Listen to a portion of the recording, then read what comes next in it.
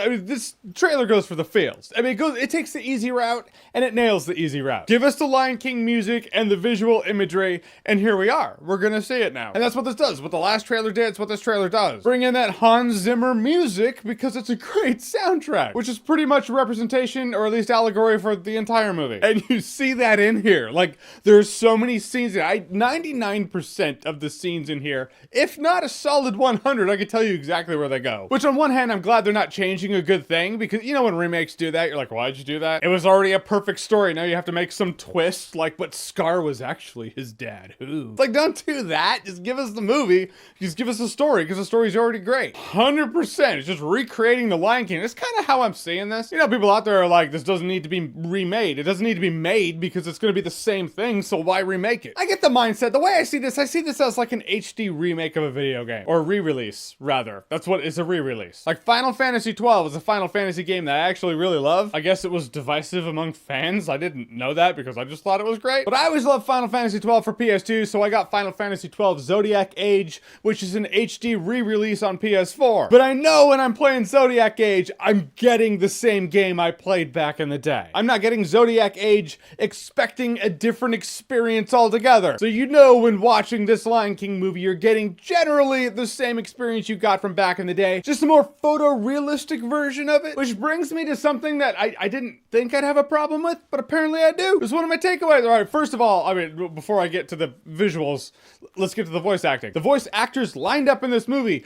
are all great. We only heard a couple, one of which is Scar, and I gotta say, I mean, I love Chiwetel Ejiofor. You know that. I'm a huge fan of his. But I like Jeremy Irons' Scar better. I just did. I just like the delivery. I mean, it's easy to size up the delivery because it's the same lines. Run away and never return.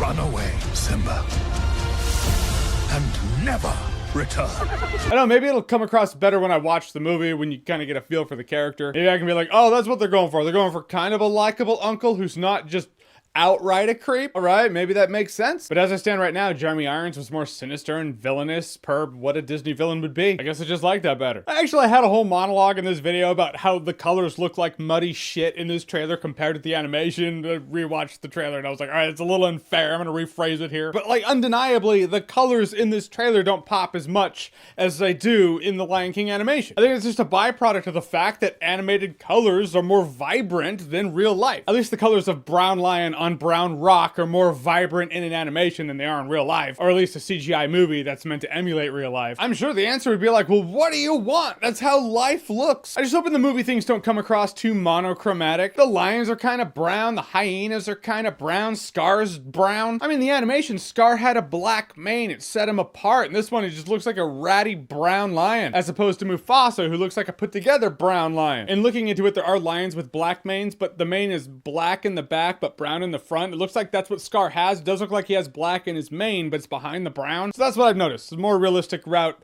but it does make him just look like a common lion. I will suspend my disbelief for a better visual appeal, I'm just saying. In the animation, the characters had their distinct colors and they were vibrant colors. I feel like here they're gonna be a little more dulled down because that's how real life looks. Like, oh, brown hyenas on rock chasing little brown lions. Though that scene's pretty business, that looks really sweet. So there that is. That said, I'm still interested in seeing this Lion King movie. Like I said, Lion King fan. I wanna see my HD re-release of Zodiac Age. It's not really Zodiac Age because that's a metaphor and a comparison for Lion King. But yeah, this is pretty much all the thoughts I had. Like, I woke up, I watched this trailer, I was like, these are my thoughts. Gonna put them on camera, on film. I guess not on film because it's all digital. Whatever, now you know, and now you know where I stand. Welcome to Wednesday. All right, so the new Lion King trailer, have you seen it? What did you think about it? Whatever you thought, comment below, let me know. And as always, if you like what you've seen here and you want to see more, click right here to see more. Hakuna Matata.